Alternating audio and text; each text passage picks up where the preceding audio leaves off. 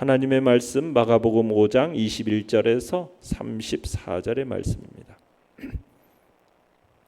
마가복음 5장 21절에서 34절의 말씀 우리 한 목소리로 같이 읽도록 하겠습니다. 21절입니다. 시작.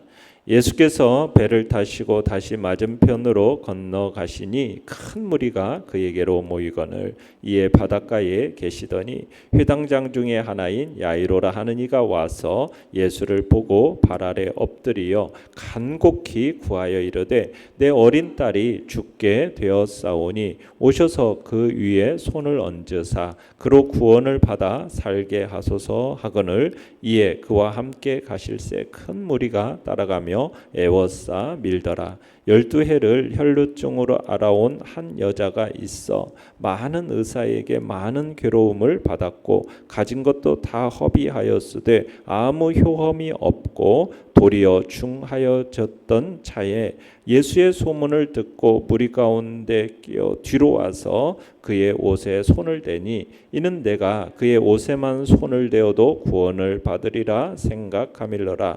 이에 그의 혈루 근원이 곧 마름에 병이 나온 줄을 몸에 깨달으니라. 예수께서 그 능력이 자기에게서 나간 줄을 곧 스스로 아시고 무리 가운데서 돌이켜 말씀하시되 누가 내 옷에 손을 대었느냐 하시니 제자들이 여짜오되 무리가 애워싸 미는 것을 보시며 누가 내게 손을 대었느냐 물으시나이까 하되 예수께서 이 일 행한 여자를 보려고 둘러보시니 여자가 자기에게 이루어진 일을 알고 두려워하여 떨며 와서 그 앞에 엎드려 모든 사실을 여쭈니 예수께서 이르시되 딸아 내 믿음이 너를 구원하였으니 평안히 가라 내 병에서 놓여 건강할지어다.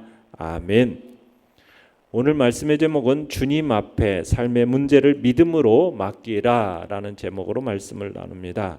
자, 본문 21절로 다시 올라가서 21절 다시 한번 읽어봅니다. 시작. 예수께서 배를 타시고 다시 맞은편으로 건너가시니 큰 무리가 그에게로 모이거늘 이에 바닷가에 계시더니 어제 말씀에서는 예수님께서 갈릴리 바다 동편 거라사 지방에서 군대 귀신 들린 자를 고치신 장면을 봤어요. 이제 그리고 나서 배를 타고 다시 갈릴리 바다 서편에 가버나움으로 오늘 오신 겁니다. 자, 본문 22절로 24절까지 다시 한번 읽어보겠습니다. 시작. 회당장 중에 하나인 야이로라 하는 이가 와서 예수를 보고 발 아래 엎드려 간곡히 구하여 이르되 내 어린 딸이 죽게 되었사오니 오셔서 그 위에 손을 얹으사 그로 구원을 받아 살게 하소서 하거늘 이에 그와 함께 가실새 큰 무리가 따라가며 애워싸 밀더라. 자, 여기서 보시면은 회당장이라는 사람이 나오는데 이 회당장은 유대인의 신앙 공동체 회당, 그 회당에서의 모임, 또 때로는 예배, 그 예배를 주관하는 사람이 회당장입니다. 당시 이 회당에는 10명의 관리자들이 있었다고 그래요. 그리고 그 중에 3사람 정도가 회당장의 책임을 맡았다고 합니다. 그러니까 야이로를 가리켜서 회당장 중에 하나라고 말할 때 바로 그런 3사람 중에 한 명이었다라는 뜻인 거죠. 그래서 당시 회당장은 그 지역의 유지입니다. 그리고 회당장으로 임명되는 사람에게 있어서는 사회적 존경이 뒤따랐어요. 그러니까 회당장 하면은 존경과 명예가 따르는 어떻게 보면 일종의 사회적 지위였던 셈입니다. 그런데 이런 사회적 지위를 지닌 이 야이로라는 사람이 이 당시에 예수님은 아무런 직책도 없는 사람입니다. 그 예수님 앞에 나와서 엎드리는 겁니다. 그것도 수많은 사람들이 보는 가운데 엎드려서 자신의 죽게 된 딸을 살려달라고 호소하고 있는 거죠.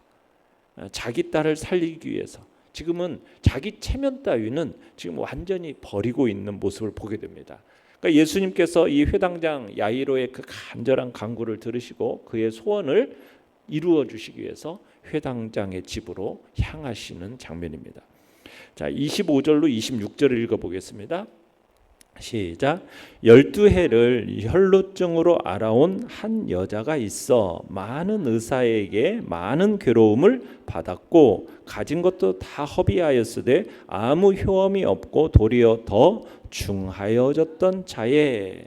자, 그때 혈루증을 앓는 여인이 예수님 이제 가까이 오는 장면입니다. 혈루증이라는 병은 부인과 질환인데 이게 이제 생식기 계통에 이상이 생겨가지고 하혈이 계속되는 병입니다. 그런데 몇 년 동안 이 병이 지금 계속 진행되고 있습니까? 12해, 12년 동안 지금 이 병이 계속되고 있는 거예요. 그래서 이 병 치료를 위해서 수많은 돈을 쓴 겁니다.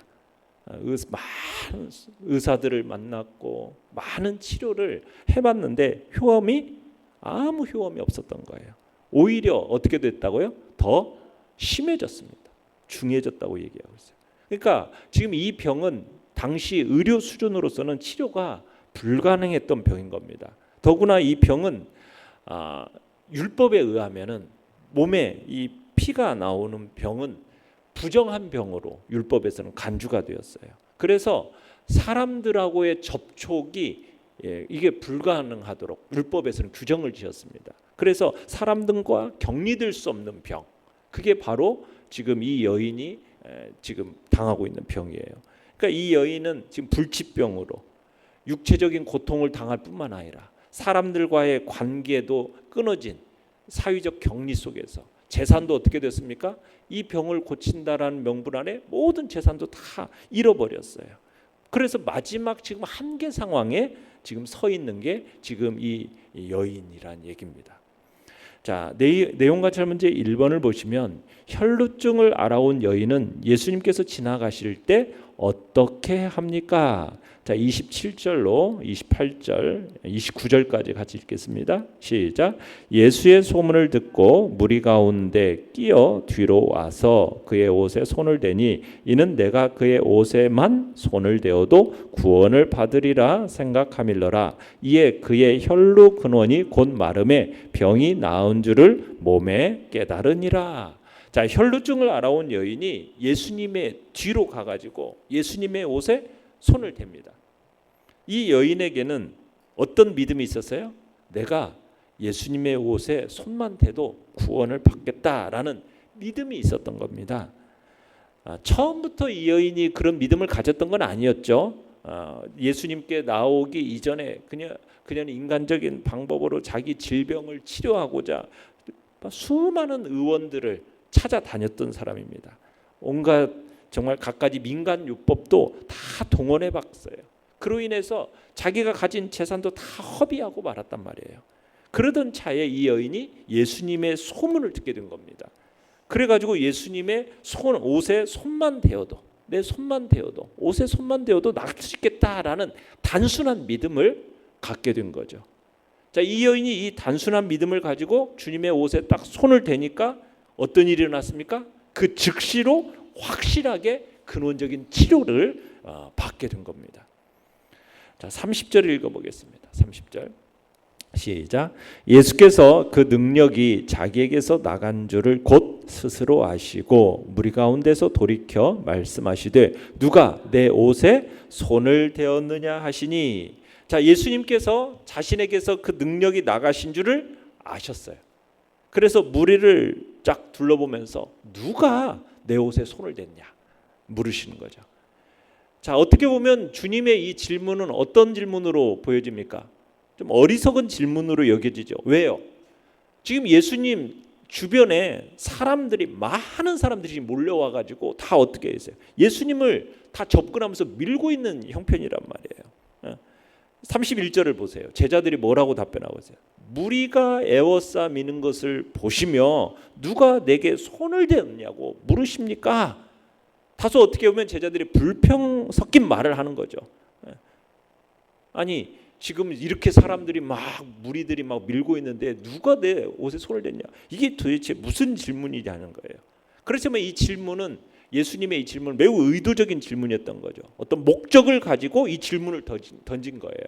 그 목적은 무엇이었느냐? 주님께 대한 이 단순한 믿음을 통해서 혈루증, 이 혈루증에서 치유받은 여인으로 하여금 자신의 믿음과 그로 인해서 치유받은 사실을 예수님과 사람들 앞에서 공개적으로 고백하기를 원하셨던 거예요. 그런 목적 가운데 예수님께서 지금 누가 내 옷에 손을 대었느냐고 지금 물으시면서 그 여인을 찾고 계신 거죠. 자, 32절에서 33절을 읽어보겠습니다. 시작.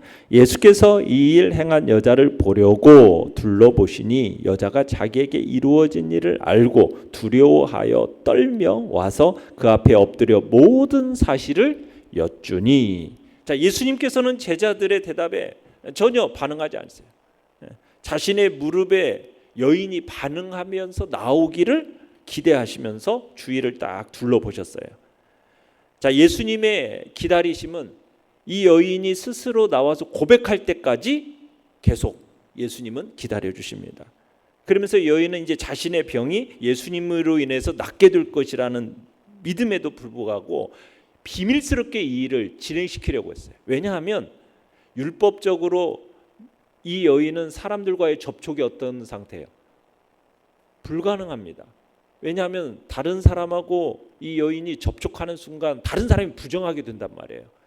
그러면은 지금 이 여인은 사람들이 많이 모여 있는 이 현장에 있어서는 안 되는 거예요.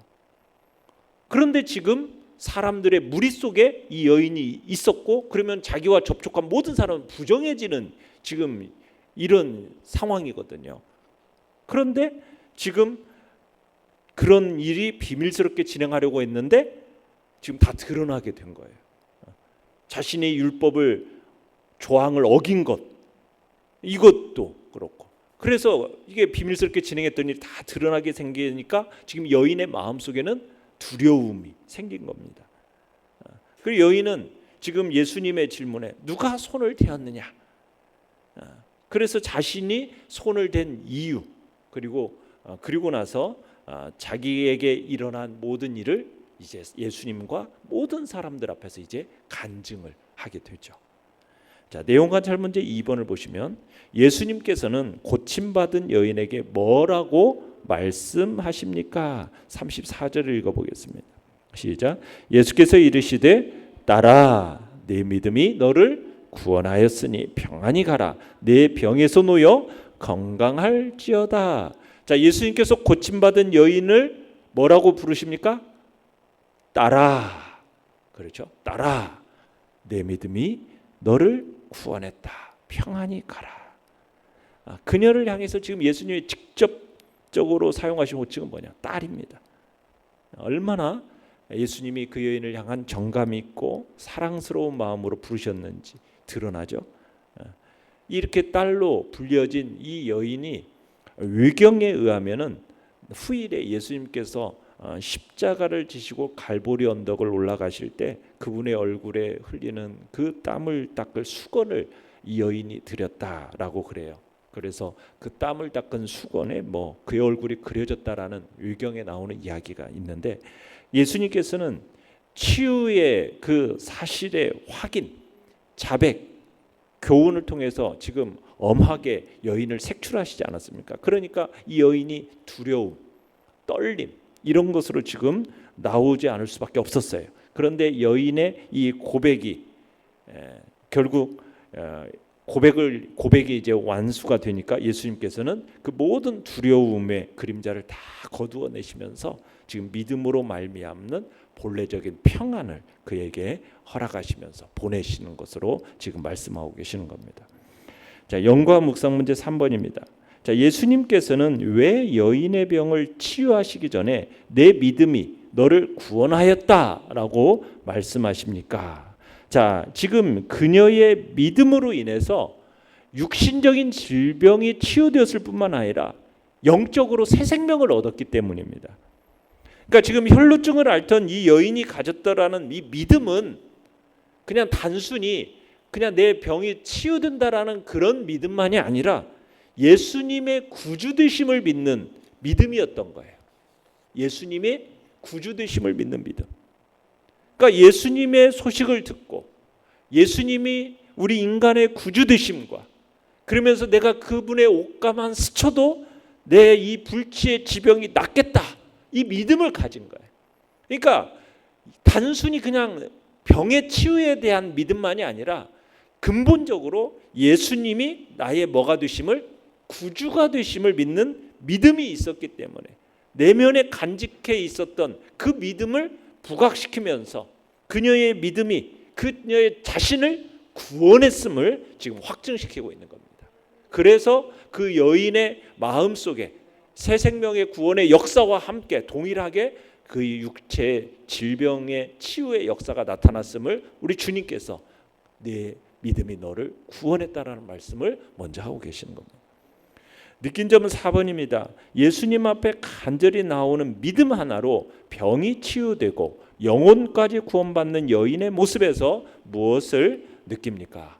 그러니까 우리가 하나님의 은혜를 받고 구원받는 길은 참 간단하다는 걸 느낍니다. 무엇이에요? 단순하게 믿음이에요. 예수 그리스도에 대한 단순한 믿음. 그 믿음을 가지고 하나님께 나아가기만 한다면 하나님께서는 즉시로 확실한 은혜와 구원을 베풀어 주심을 믿는 겁니다. 우리 가운데 문제가 생기면은 우리가 그것을 어떤 인간적인 수단과 인간적인 방법을 통해서 해결하기가, 우리가 해결하려고 너무나도 애쓰는 것이 우리의 모습이에요.